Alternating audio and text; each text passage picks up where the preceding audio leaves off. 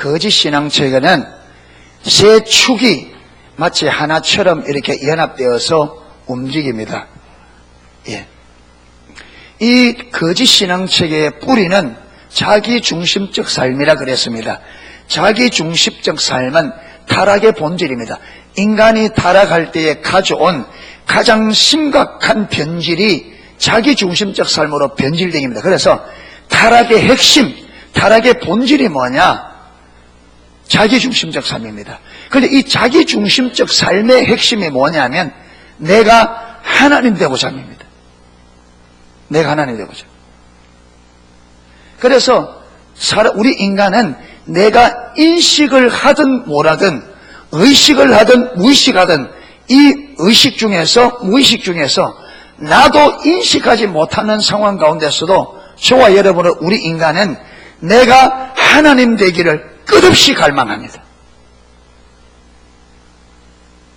내가 하나님이 될 때까지 만족하지 못해요. 그러니까 만족할 날이 오겠어요, 못 오겠어요? 내가 하나님이 되기까지는 만족 못해요. 그러면 만족할 날이 있다 없다?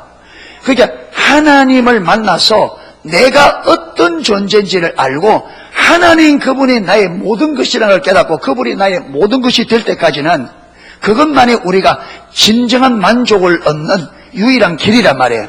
그런데 이 여러분 자기중심적 삶, 거짓신앙은 내가 하나님 되기를 추구하는 삶이에요. 그런데 내가 하나님 될 수 있다 없다?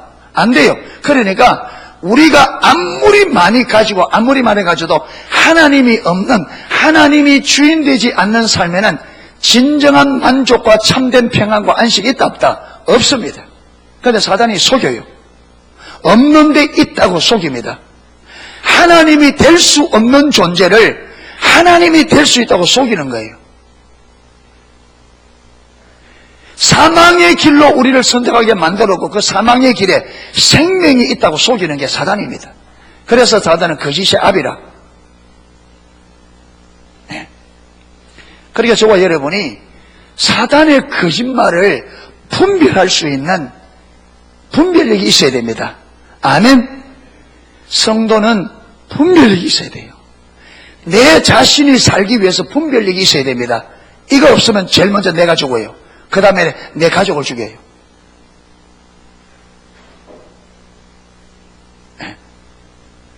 생명의 분별이 가려지면 가족 중에 생명의 길로 가고자 하는 사람을 끝까지 붙들고 내려앉혀서 생명의 길을 못 가게 만듭니다. 분별이 가려지면.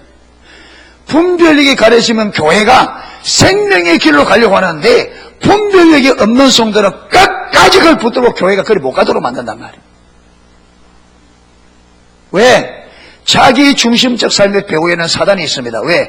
이 자기중심적 삶이 사단이 만들어낸 삶이에요. 왜 그렇게 만들었느냐? 저와 여러분과 교회와 이 땅을 멸망시키기 위해서. 그러니까 내가 살고 내 가정이 살고 교회가 살고 이 땅이 살기 위해서는 하나님의 백성들이 분별력이 있어야 돼요. 그런데 문제는 분별력이 열려서 생명의 길을 보는 사람이 너무 적다는 게 문제예요. 그래서 타락의 본질인 자기중심적 삶에는 이 특징이 세 가지인데, 첫 번째 뭐라고? 자기 목적. 자기중심적 삶을 사는 사람은 여러분 그가 어떤 말을 하든지 상관없이 그 사람은 자기 목적을 위해 살게 되어 있습니다. 왜? 이것 외에는 아무것도 안 보입니다. 분별이 가려졌기 때문에. 그러니까 자기중심적 삶과 이게 실체고 그림자처럼 따라다니는 게 뭐라고요? 영적 소경입니다. 그렇게 삶이 자기중심적 삶이 되어지면 영적 소경되기 때문에 뭐밖에 안 보인다? 자기 육신의 눈으로 보는 것밖에 못 봐요. 그래서 철저하게 자기 목적을 위해 살게 되어 있습니다. 그리고 자기 목적을 이루기 위해서 방법을 누구 방법? 자기 방법. 하나님이 안 믿어집니다. 하나님 방법이 안 보여요. 하나님의 능력이 안 믿어집니다. 그래서 자기 능력으로 살 일이 있습니다. 여러분, 자기 목적은 뭡니까? 자기 목적, 이 땅에서 행복입니다. 이 땅에서의 행복입니다. 그렇죠? 이 땅에서 행복. 그런데 이렇게 자기가 이 땅에서 행복을 하고자 하는 이 목적을 위해서 이 땅에서 지금 사람들이 믿는 최고의 능력은 뭐냐면 돈입니다. 지금 돈. 사람들이 왜 돈 버는데 올인 모든 힘을 돈 버는데 여러분 다 쏟아붓느냐 하면 이게 나의 뭘 할 수 있다. 이게 내 삶의 목적을 이룰 수 있다는 이게. 이거라야 돈이 있어야만 내가 원하는 것을 얻을 수 있다는 거예요. 그리고는 자기 방법대로 살죠. 예수를 믿고 교회 다녀도 성경대로 안 삽니다. 왜? 안 보입니다. 이 사람에게는. 자기 방법대로. 여기서 아무리 설교 들어도 집에 돌아가면 압니다. 저와 여러분들. 성경대로 안 사는 걸. 지금까지 살아온 그 방식대로 살아가요. 자기 중심적 삶을 살며.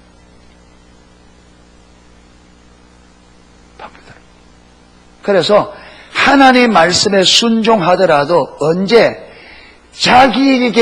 자기가 원하는 바가 자기가 원하는 바를 얻는 조건 하에 순종합니다.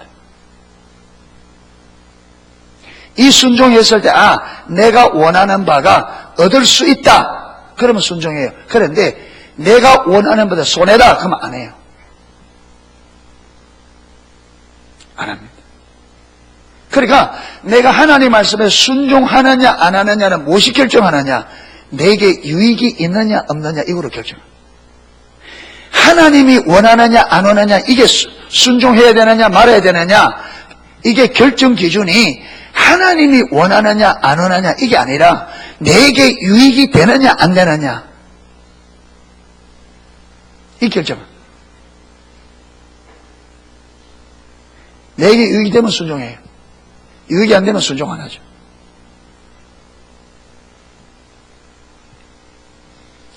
그거는 선별적인 순종은 뭐와 같다? 전적인 불순종과 똑같습니다. 선별적인 순종은 전적인 불순종과 똑같습니다. 예. 그래서 보세요. 자기 중심적 삶은 이렇게 딱 요 세 개가 삼위일체처럼 움직입니다. 그런데 이런 상태에서 자기 중심적 삶에서 신앙생활을 하게 되면 자기 중심적 삶이 하나님 중심적 삶으로 안 바뀌어지고 자기 중심적 삶 그대로 신앙생활을 하면 무슨 신앙이 나오느냐? 여기서 거짓 신앙이 나와요.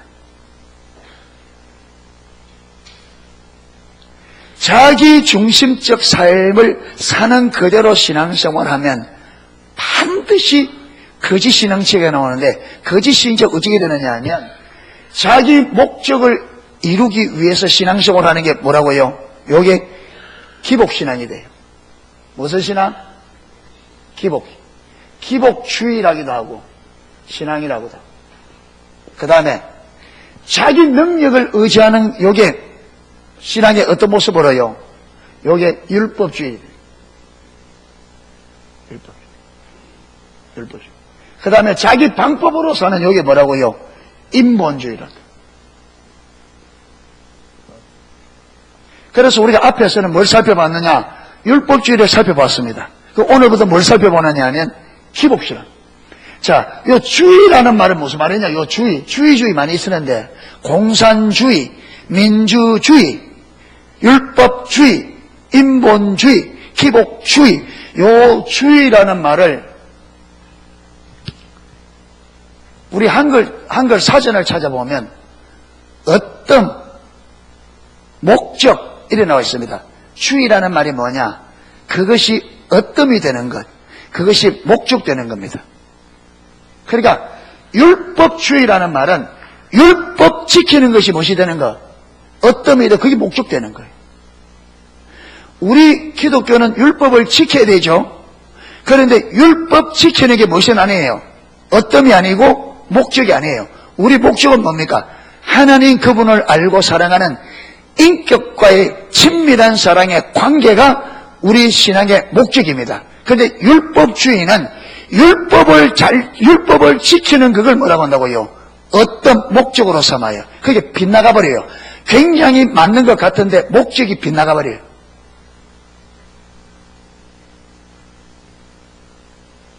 여러분, 성경은 복이라는 말이 많아요, 적어요? 저는 안 세봤는데 복이라는 써본 사람이 하나님께서 우리 인간에게 복을 말한 게 성경에 32,500번이래요. 어마어마하게 말했어요. 그러니까 사람들이 이렇게 말합니다. 아니, 성경에 그렇게 복에 대해서 말하는데 왜 복 말하는 게 기복주의냐? 여러분, 기복신앙은 많이 말한다고 기복주의가 되고 말을 안 한다고 해서 기복주의가 안 되는 게 아니에요. 기복주의는 뭐냐? 기복주의가 주의가 뭐라 그랬습니까? 주의가 어떤 목적. 그렇게 기복신앙은 복을 받는 것이 무엇이 된 거예요? 목적된 거예요. 그게 어떤 데? 이게 기복주의. 복 받는 신앙생활 왜 하느냐? 신앙생활 하는 목적이 뭐라고요? 복 받는 게 되면 그게 기복주의. 아까 우리 신앙의 목적은 뭐라고요? 하나님 그분을 알고 사랑하는 하나님과 실제적인 친밀한 사랑의 관계가 우리 신앙의 목적인데 사단이 이걸 딱 비틀어 버린다고. 비틀어서 어디로? 네가 복 봐야 되지. 결국은 그들은 이 복을 어떻게 오늘 성경이 말하는 복을 배우는데 여러분, 우리가 말하는 이 복은 내가 원하는 그걸 얻는 걸 우리는 복이라 그래요. 근데 성경은 복이 뭐냐? 성경은 우리가 원하는 걸 받는 그거 이전에 하나님 그분 자신이 복이래요. 그러니까 성경만 보더라도 성경은 무엇이 목적된다? 하나님 그분 자신이 목적이에요. 그런데 사단은 이걸 자꾸 이 하나님에게서 하나님이 우리의 복이고 하나님이 우리의 생명이고 하나님이 우리가 살아야 될 길이고 하나님 그분이 우리가 이 삶의 진리인데 사단이 하는 일은 뭐냐? 어떤 것이 있는지 이 하나님이 목적된 자리에서 우리가 다른 것으로 우리 목적이 하나님이 목적되는 삶에서 다른 것이 목적되는 사람으로 계속 삶을 왜곡시킨단 말이에요. 이게 사단의 거짓이고 속임입니다. 아멘. 하나님만이 저와 여러분의 삶의 목적이 되셔야 됩니다. 우리가 창조된 존재 자체가 존재 목적이 하나님의 목적입니다. 저와 여러분은 하나님을 위해 지음을 받은 존재입니다. 아멘. 그런데 사단은 끊임없이 하나님 말고 다른 것을 우리의 목적 삼도록 만들어버린단 말이에요. 속인단 말이에요.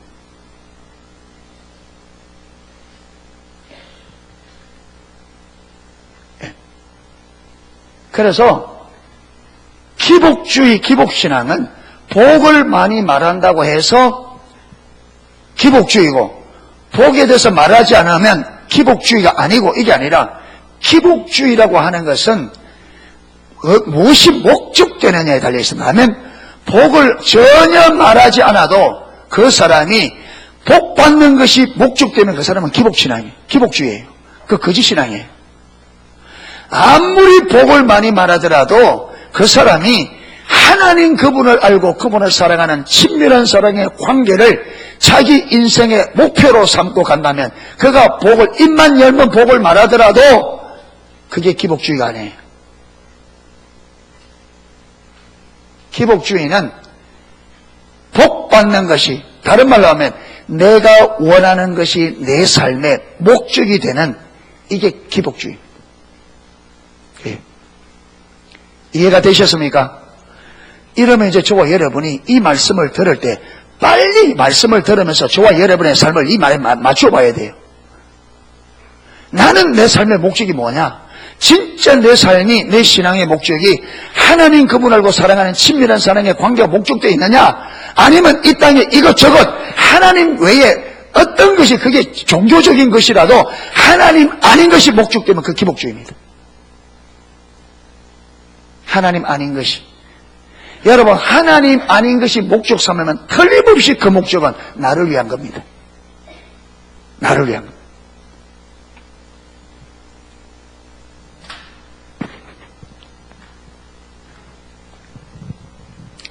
자, 그래서 오늘 보세요. 15절 16절. 보라, 내가 오늘날 생명과 복과 사망과 화를 내 앞에 두었다. 우리 앞에 뭘 두었다? 생명과 복이 뭐라고요? 짝입니다. 그 다음에 사망과 화가 짝입니다. 그러니까 하나님께서 두 개를, 생명과 복, 사망과 저주를 네 앞에 두었다. 19절도 19절. 내가 오늘날 천지를 불러서 너에게 정고를 삼노라. 내가 생명과 사망, 복과 저주, 여기는 어떤 생명과 사망을 나누고 복과 화를 나눴습니다. 그래, 똑같은 말입니다. 부어선적 너와 네 자손이 살기 위하여 뭘 택하라? 하나님 우리에게, 우리를 향한 하나님의 의도는 항상 우리에게 뭘 주는 거다? 생명과 복을 주는 거. 하나님이요, 한 번도 우리 인생들에게 사망과 저주를 주는 것이 목적된 예가 한 번도 없어요. 하나님께서 때로는 사망과 화를 내리더라도 하나님이 그걸 내리는 목적은 뭐였습니까? 그들이 거기서 돌이켜서 생명과 복을 누리는 것이 하나님의 의도였습니다. 그러면 하나님이 이만큼 생명과 복 주기 원하는데 왜 우리 삶에는 생명과 복이 없고 왜 사망과 화가 많은가?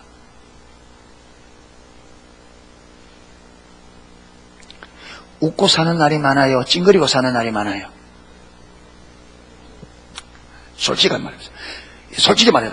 하루 동안에 웃고 사는 시간이 많아요? 찡그리는 시간이 많아요?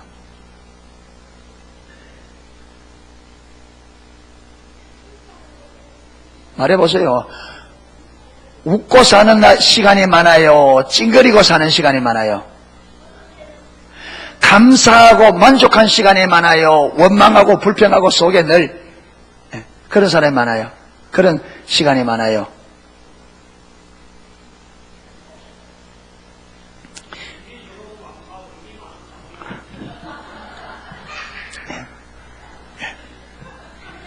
그거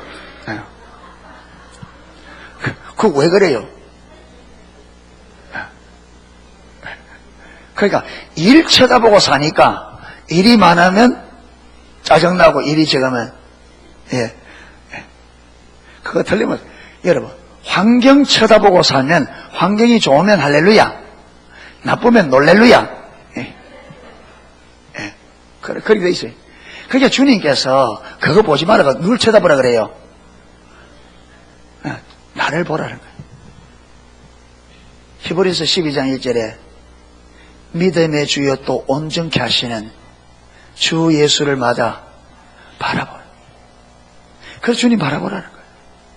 환경 쳐다보고 환경 이길 사람 없습니다.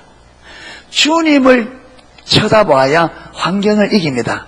환경 쳐다보고 환경 이길 사람은 아무도 없습니다. 여러분, 베드로가 얼마나 믿음이 좋아요. 물 위로 걸어가던 베드로가 뭘 쳐다보고? 풍랑의 파도가 오는 걸 보고 의심하는 거죠. 그렇게 보세요. 이게 원리가, 베드로가 주님 오라니까 주님 딱 쳐다보고 갈 때는 물 위를 걸어갔는데 파도가 오니까 눈을 돌려 파도를 바라보는 순간에 의심이 들어오고, 이게 인간입니다. 아멘. 그러니까 환경 바라보고 환경에 빠지지 않을 사람 없습니다. 그러니까 우리가 주님 바라봐야 돼. 아멘. 환경 오더라 환경 쳐다보지 말고 이 환경을 주관하는 이 환경 속에 계신 누구를 봐라? 하나님을 보셔야 됩니다. 그래야 하나님께서 이 환경을 우리에게 왜 허락했는지 알게 되고, 그거 알면 이깁니다. 아멘. 주님 안 쳐다보고, 그래서 헨리 벌게 목사님 지난주에 봤잖아요. 헨리 벌게 목사님이 자기 딸이 암이 들기 훨씬 전부터 그가 결단한 바가 있다. 뭘 보지 않고는, 십자가를 보지 않고는 뭘 보지 않겠다. 환경 보지 않겠다. 무슨 말이에요?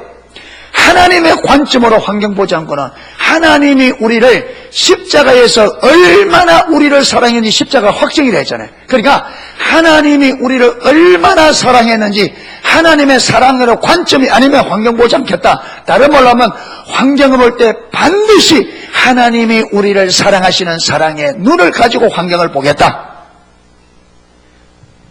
그러니까 여러분, 그 16살짜리 딸아이가 항암을 맞을 때 머리 다 빠지고 얼마나 부모 고통이. 이럴 때도 헨리 벌게 목사님이 하나님에 대해서 원망하지 않고 사랑을 의심하지 않을 있었던 것이 십자가의 관점으로 환경을 보기 때문에 그렇습니다. 아멘. 이게 승리의 비결입니다. 십자가로 확정하신 하나님이 나를 얼마나 사랑하는지 이걸 마음에 담고 그 사랑의 눈으로 환경을 보아야 하나님이 아들도 아끼지 않을 만큼 나를 사랑했는데 이 환경은 분명히 하나님께서 나를 사랑하기 때문에 이 환경은 뭘 위해 주셨을 거냐? 생명과 복을 위해 주었을까? 사망과 저주를 위해 주었을까? 생명과 복을. 그게 하나님의 의도는 언제나 그러잖아요. 하나님이 우리를 향한 그분의 의도는 언제나 생명과 복이다. 하나님께서 이 환경을 준 것도 틀림없이 나에게 생명과 복을 주기 위해서 이걸 주셨다. 여기 믿어지면 환경이 원망불평 돼야 안 돼요? 어떻게 돼요? 감사하고 오히려 예배하게 되었죠. 그렇게 이스라엘 백성들이 광야에 가서 하나님이 그들에게 생명과 복을 주기 위해서 광야로 데리고 왔다는 것을 그들이 알았다면 원망불평했을까요? 아니죠. 그들은요, 그 광야가 하나님을 아는 최고의 자리, 그들은 그 광야가 최고의 여러분 그들 역사에 최고의 예배하는 장소가 되었을 겁니다. 그들을 거리로 들어 하나님의 의도를 알았다면. 그런데 그거 다 놓쳐버렸습니다. 여러분, 저와 여러분의 삶이 광야처럼 내가 의지할 것이 없으면 없고 여러분 환경이 어려우면 어려울수록 하나님의 의도가 큽니다. 아멘. 환경이 심각할수록 하나님의 계획이 크단 말이에요. 하나님의 의도가 큽니다. 그렇게 되면 어떻게 되느냐? 그래서 하나님을 더 크게 만날 수 있습니다. 아멘. 환경이 어려울수록 더 큰 하나님을 만날 수 있습니다. 그런데 십자가의 관점으로 보지 못하면 망가져버려요, 사람이. 망가져버려요.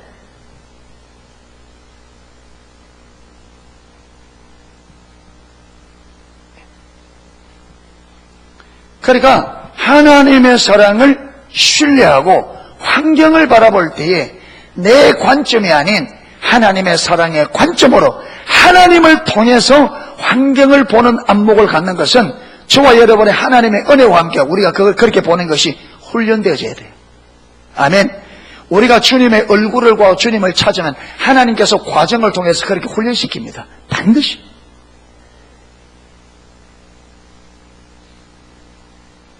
여러분, 우리 인생에 많은 어려움들 오거든요.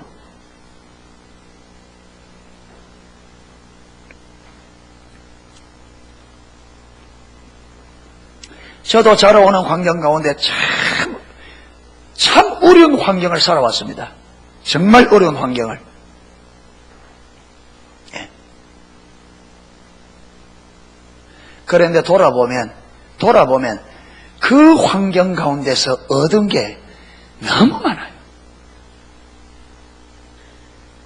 그 어려운 환경에서 얻어진 게 너무 많아요.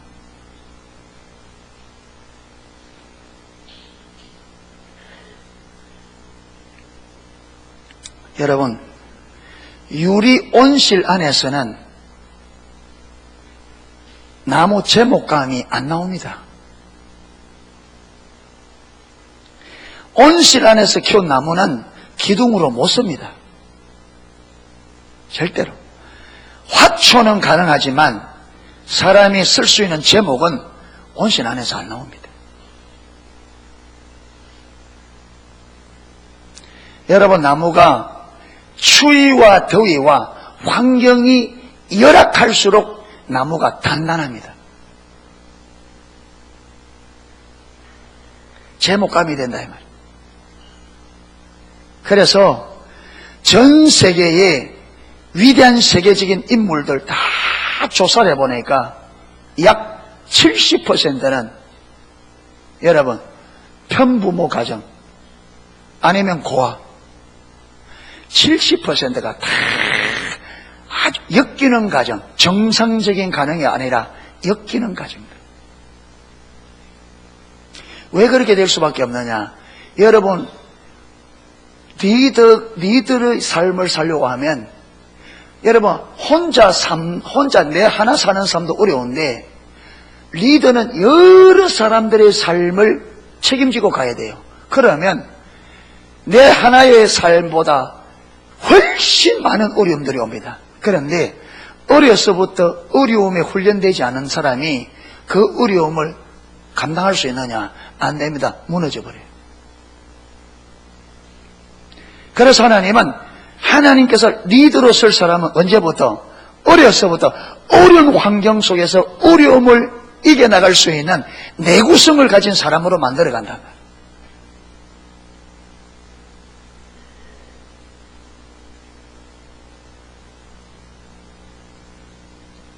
그런데 제가 대학원을 딱 졸업 맡으니까 어려운 과정을 살아왔는데 제 눈에는 제가 어렵게 살아온 것까지 안 보이더라고요. 대학원을 딱 졸업하고 이제 강도사 돼가지고 풀타임 사주로 나가야 되겠는데 내가 돌아보니까 큰 어려움을 별로 안 겪었어요. 그래서 하나님 앞에 성경에 봐도 그렇고 역사를 봐도 그렇고 하나님을 쓰는 사람들 막 고난을 통해서 이게 준비되어야 되는데 나는 돌아보니까 어려움을 별로 안 겪었더라고요. 그래서 내가 1년 동안은 좀 주님 앞에 삶을 드리고 고생도 좀 하고 기도 좀 하고 이래서 제가 강도사 1년 두고 1년 기도하는 시간 가졌거든요. 예. 고생하기는 좀 했습니다만.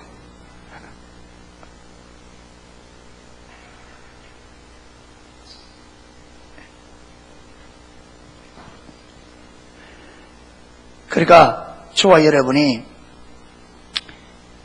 하나님의 복된 하나님 그분 자신이 복이다. 하나님의 생명이다. 이게 저와 여러분의 안목에 분명히 보아야 됩니다. 아멘. 그리고 하나님은 그분 자신이 복이고 생명이기 때문에 우리에게 복 주기를 원한다. 생명 주기를 원한다. 이 말이 무슨 말이에요? 하나님 자신이 복이고 생명이니까 하나님이 우리에게 복 주기 원한다. 생명 주기 원한다. 이 말은 무슨 말이에요? 하나님 자신을 우리에게 주기 원한다. 그런데 하나님 자신을 우리에게 어떻게 줘요? 우리의 눈을 열어서 하나님 그분이 나의 생명이고 하나님 그분이 나의 복인 것을 알게 해서 우리가 그렇게 믿고 하나님을 전적으로 신뢰, 그분은 나의 복 삼고 그분은 나의 생명 삼고 하나님 나의 모든 것 되는 그걸 하나님이 원하신다는 것을 분명히 보게 됩니다. 아멘. 그래서 우리 신앙은 하나님이 저와 여러분의 전부가 되는 거예요. 이게 다른 말로 하면 친밀한 사랑의 관계. 하나님과 내가 어떻게 하나 되느냐? 뭘로? 사랑으로.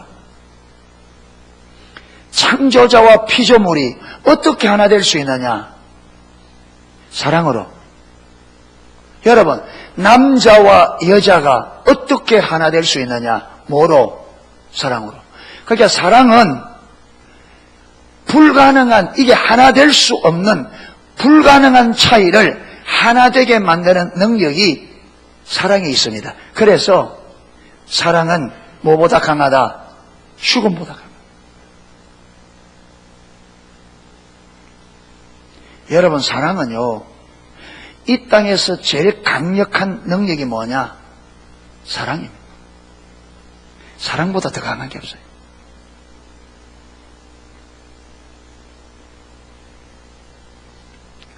사랑보다 더 강한 게 없어요. 그래서 하나님께서 왜 우리와 사랑의 관계를 원하느냐? 사랑의 관계가 되면 주를 위해서 하는 데는 제한이 없어요. 불가능한 것을 가능케 합니다. 사랑은. 아멘. 보세요. 죄인된 전적 타락하여 선함이 없는 우리를 위하여 하나님은 아들을 보내셨고 아들은 그의 생명을 십자가에 내주었습니다. 전적 타락한 하나님 볼 때에 전적인 무가치한 우리를 위해서 하나님은 독생자를 내주셨고 예수님은 그분의 생명을 내주셨습니다. 무엇이 이걸 가능케 했느냐? 이 불가능한 것을 무엇이 가능케 했어요? 하나님의 사랑이었어요.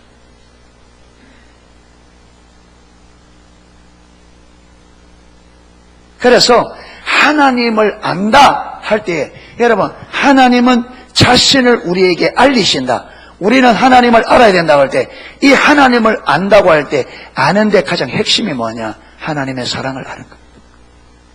그래서 우리가 주님의 얼굴을 보면 하나님 자신을 우리에게 계시하는데 가장 핵심적으로 뭐냐냐? 하나님의 사랑입니다. 그래서 넘어져도 또 뭐 해주고 또 받아주고, 넘어져도 또 받아주고, 왜 인내하고 기다리고 왜 하느냐? 사랑은 오래 참고. 그렇잖아요. 하나님이 왜 오래 기다려주느냐? 사랑임을. 우리가 이렇게 많이 넘어지고 이렇게 우리가 하나님의 은혜를 받고도 이 은혜대로 못 살고 끊임없이 주님을 배반하고 배신하고 죄를 짓는 것을 밥 먹듯이 짓는 우리를 여러분 심판하지 않고 왜 오늘까지 기다려주느냐? 지금 뭘 우리에게 알리는 거냐? 뭘 알린다고요? 그분이 우리를 얼마나 사랑하는지.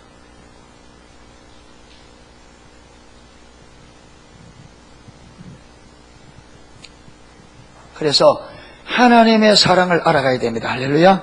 예, 하나님의 얼굴을 구하면 하나님께서 그분의 사랑을 우리에게 알리십니다. 그래서 성경이 말하는 복을 이해할 때에 가장 중요한 것 중 하나가 뭐냐?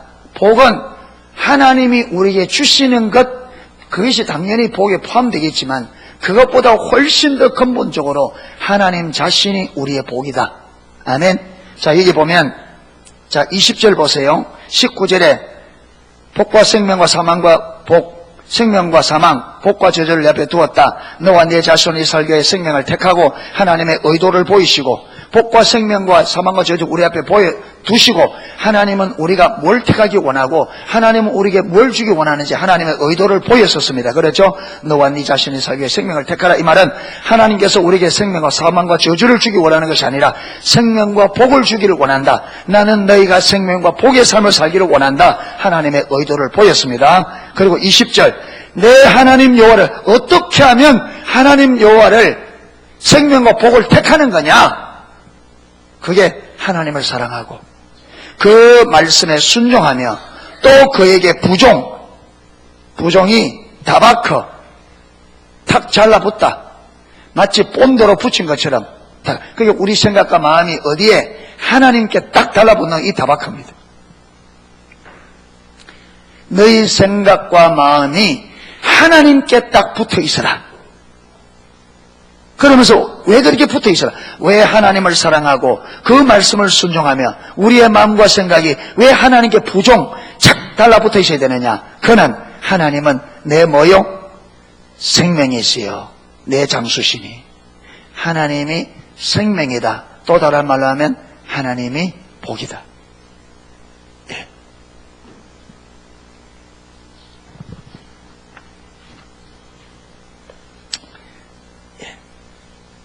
자, 그런데 하나님이 생명이다. 하나님이 복이다.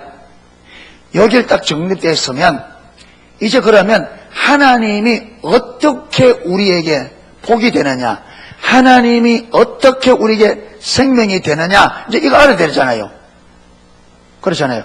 하나님을 사랑하라. 그 말씀에 순종 탁 잘라붙어 있으라 하는데 하나님이 나의 복, 하나님이 나의 생명이라는데 그러면 하나님이 나에게 어떻게 생명과 복이 되느냐? 이걸 이해하기 위해서 하나 우리가 이해되는 게 뭐냐? 황금률입니다. 황금률. 이게 황금률이란 말이 이 율이 법률자잖아요. 황금 법칙이라. 이 말이 무슨 말이냐? 황금은 중요하다는 말이죠. 그렇죠? 예, 중요하다. 그게 성경에 중요한 황금처럼 중요한 법칙이 있다. 중요한 법칙. 자, 그 법칙이 뭐냐? 역대하 15장 2절. 예. 역대하 15장 2절.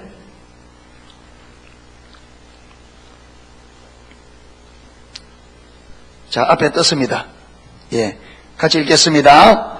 그가 나가서 아사를 맞아 이르되 아사와 및 유다와 베냐민의 무리들아 내 말을 들으라. 너희가 여호와와 함께하면 여호와께서 너희와 함께 하실지라.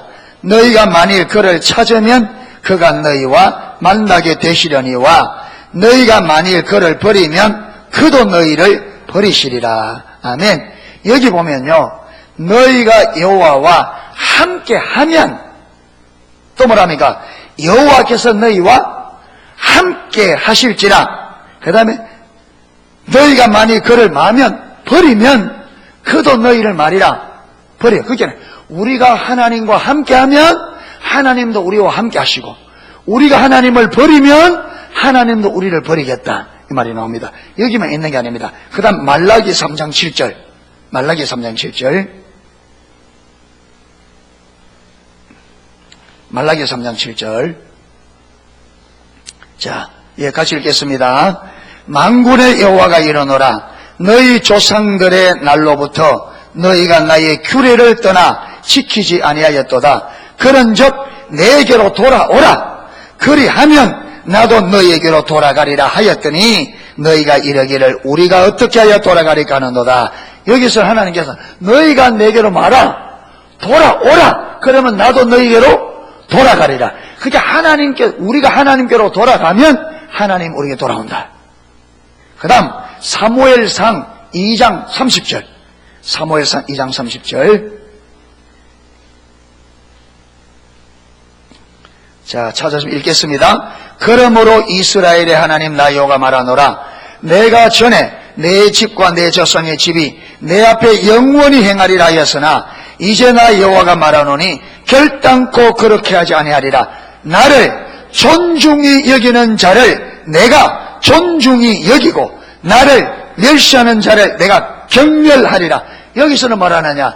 나를 존중히 여기는 자를 나도 그를 존중히 여기고 나를 멸시하는 자를 나도 그를 말이라 경멸하겠다. 근데 이게 구약만 그런 게 아니에요. 신약 성경 야고보서 4장 8절. 야고보서 4장 8절. 자, 읽겠습니다. 하나님을 가까이 하라. 그리하면 너희를 가까이 하시리라. 죄인들아 손을 깨끗이 하라. 두 마음을 품은 자들아 마음을 성결하게 하라. 여기는 하나님을 가까이 하라. 그리하면 하나님도 너희를 어떻게 하리라? 가까이 하겠다. 예레미야 29장 13절. 너희가 온 마음으로 나를 찾으면 나를 찾을 것이요 나를 만나리라. 자, 마지막 스가랴 1장 3절. 스가랴 1장 3절. 스가랴 1장 3절. 자, 읽겠습니다. 그러므로 너는 그들에게 말하기를 만군의 여호와께서 이처럼 이르시되 너희는 내게로 돌아오라. 만군의 여호와의 말이니라. 그리하면 내가 너희에게로 돌아가리라. 만군의 여호와의 말이니라. 방금 제가 황금률이라고 하는 성경을 우리가 읽었습니다. 자, 딱 들어봤을 때 지금 황금률의 내용이 어떻습니까?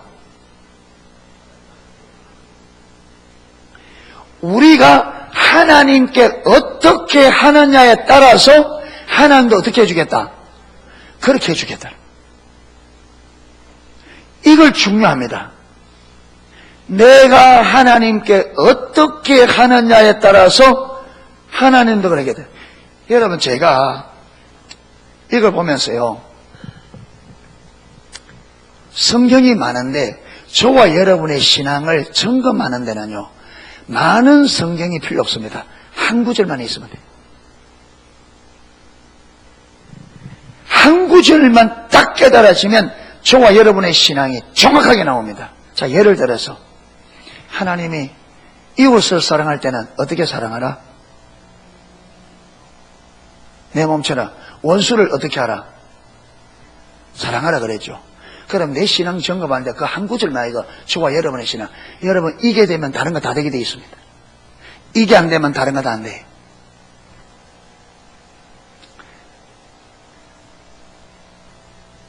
자, 우리 원수는 제쳐놓고 너무 멀다거나 수준이 너무 높은 가족들 사랑해야 안 해요? 사랑한다 하겠지. 왜? 기분 좋을 때 사랑하니까. 내가 묻는 것은 기분 나쁠 때 말이에요. 진짜 미운 짓 할 때 사랑이 돼야 안 돼요? 돼야 안 돼요? 내 기분 나쁠 때 돼야 안 돼요? 기분 나쁠 때 확 얼굴 깔치 뜯어보고 싶지.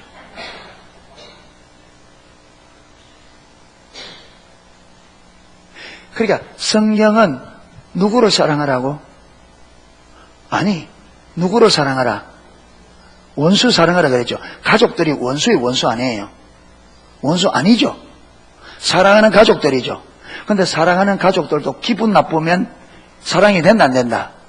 안 되는데 원수를 사랑하라면 이 거리가 멀다, 거리가 멀다 좁다. 그런데 우리는 이게 실제로 안 보이니까 교회 다니니까 난 신앙생활을 하고 있다 이래가는 거죠. 이렇게 성경과 멀리 살고 있는데 내가 주일날 교회 나오니까 난 신앙생활을 하고 있다. 그건 무슨 전혀 성경적인 삶이 안 되는데 우리가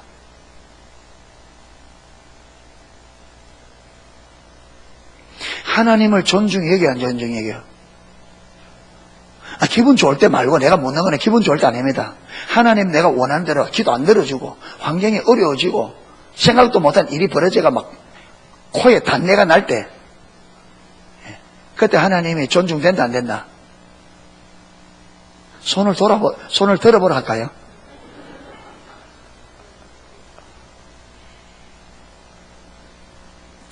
존중됩니까 안 됩니까? 존중돼요? 자, 그러면 하나님을 존중히 여기는 사람은 주의 말씀에 순종한다 안 한다? 순종하겠죠. 근데 성경에 새벽을 깨우라 했어요? 잠자라 했어요?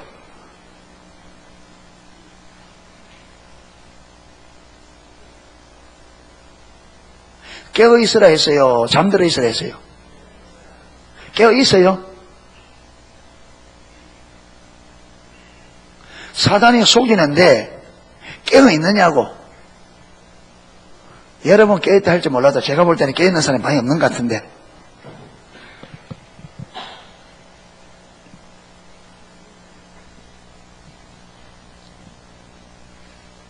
그러니까 여러분 이론 가지고 자꾸 따지면 안 돼요. 삶을 가지고 말해야 돼요. 아멘. 저와 여러분의 삶을 바라보고 내 삶을 점검하셔야 됩니다. 아멘. 삶을 내가 기분 나쁠 때 내가 사람들에게 어떻게 반응하고 있나 이걸 봐야 돼요. 아멘. 내가 기분 나쁠 때 내가 어떻게 사람들에게 내가 행동하고 있나 그걸 보란 말이에요. 내가 손해가 될 때 어떻게 반응하고 있나 그걸 보란 말이에요. 그때의 진리대로 반응이 돼야 돼요. 아멘. 성경이 말하는 대로 반응이 나와야 그게 올바른 신앙이란 말이에요. 그런데 아무리 여러분 외형이 그래도 화나면 불신자와 별 다를 바 없이 반응하는데 무슨 예수 믿는 사람이냐 말이에요. 그게 교회 다니는 의미가 뭐냐? 교회 다니는 목적은 우리 예배 드리고 기도하고 말씀 배우는 목적은 성경이 말한 대로 삶을 사는 것이 목적인데 전혀 그렇게 삶이 안 되는데 여러분 그게 의미를 또 무슨 의미가 있냐? 내 하고 싶은 대로 다 하고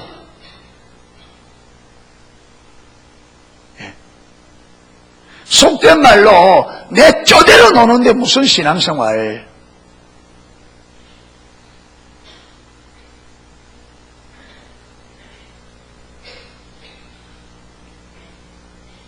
지금 하나님은 네가 나에게 어떻게 하든지 하는 대로 내가 해주겠다. 그러면요 저와 여러분이 내가 하나님을 어떻게 하고냐 그거 보면 하나님 그대로 해준다는 거예요. 그럼 답이 나와요. 그러면 이래 살면 내가 앞으로 되겠다 안 되겠다도 나와요. 그렇잖아요. 다른 사람은 몰라도 여러분 내 자신은 내가 하나님을 얼마나 존중히 여기는지 그거 알잖아요. 내가 얼마나 하나님을 존중히 여기는지, 얼마나 내가 하나님께 가까이 하고 얼마나 하나님과 함께 하기 위해서 내가 애쓰고 있느냐 다른 사람은 몰라도 본인은 알 거잖아요.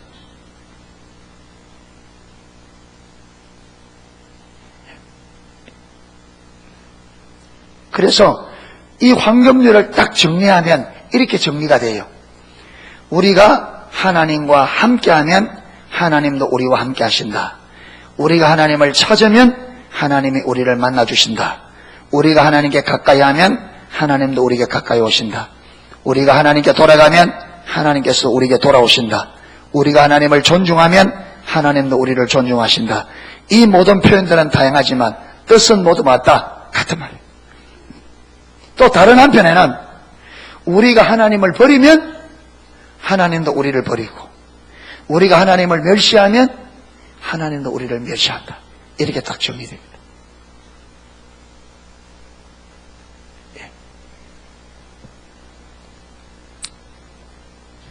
그래서 이제 황금률의 의미만 살펴보면 이제 저와 여러분이 하나님이 나에게 생명이 될지 사망이 될지, 하나님이 나에게 복이 될지 화가 될지는, 왜? 내가 지금 여기서 하나님을 멸시하는 자리에 있다면 하나님은 나에게 복이 되겠어요? 화가 되겠어요?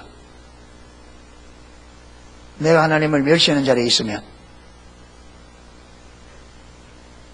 하나님은 나에게 화가 되겠죠. 그렇죠? 내가 하나님을 버렸다면 하나님은 나에게 생명이 되겠어요? 내가 생명을 버렸는데.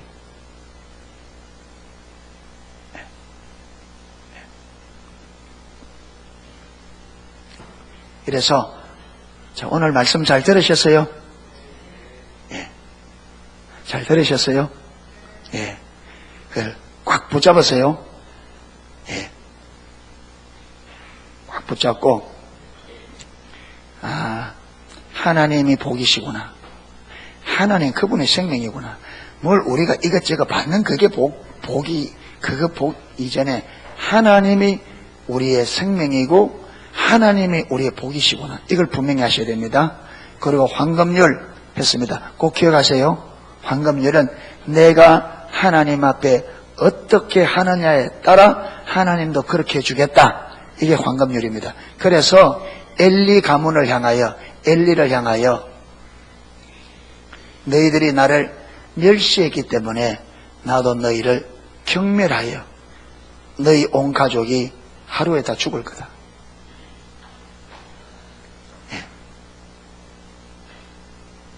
그게 엘리의 아들들이, 너희가 네 자식들이 저주를 자초하되 네가 금하지 않는다. 그 저주를 자초하는 게 뭐냐? 하나님을 멸시했단 말이에요. 그 엘리의 아들들이 하나님 멸시한 게 뭐예요? 하나님의 제사를 짓밟은 거죠.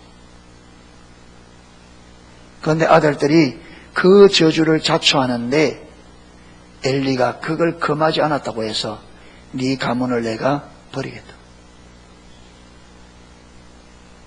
여러분, 하나님이 엘리 가문을 딱 버리니까 그 가문이요, 하루아침에 끝나버린 거예요.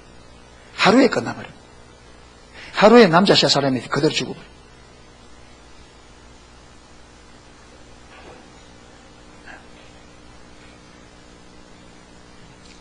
이래서 저와 여러분이 하나님 말씀, 이 황금률 꼭 붙드시기를 축복합니다. 예, 찬양 하나 하고 기도하도록 하겠습니다.